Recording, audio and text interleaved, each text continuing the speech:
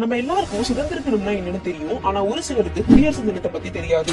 ஆங்கிலேயர்கள் நமக்கு சுதந்திரம் கொடுத்ததுக்கு அப்புறம் அவங்க கொண்டு வந்த சட்டங்களை தான் நம்ம கடைபிடிச்சோம். அப்படி கடைபிடிக்கிறது அவங்க ஆண்டத்துக்கு சமமானது. அதனால நம்ம இந்தியாவுக்கு தனி அரசியலமைப்பு சட்ட புத்தகத்தை கொண்டு வரதுக்காக ஒரு டிராப்டிங் கமிட்டியை ஆகஸ்ட் 29, 1947 உருவாக்கணும். நவம்பர் 26 அப்போ நம்ம சட்டத்தை ஏத்துக்கிட்டோம். ஆனா ஏன் ஜான் 26 அப்போதான் நடைமுறைக்கு கொண்டு வந்தோம்? அதுக்கான காரணம் டிசம்பர் 19, 1929 லாகூர் செஷன்ல பூர்ண சுராஜ் என்ற தீர்மானத்தை கொண்டு வந்தாங்க. சமஸ்கிருதத்துல பூர்ண சுராஜ் முழு சுதந்திரம்னு அர்த்தம்.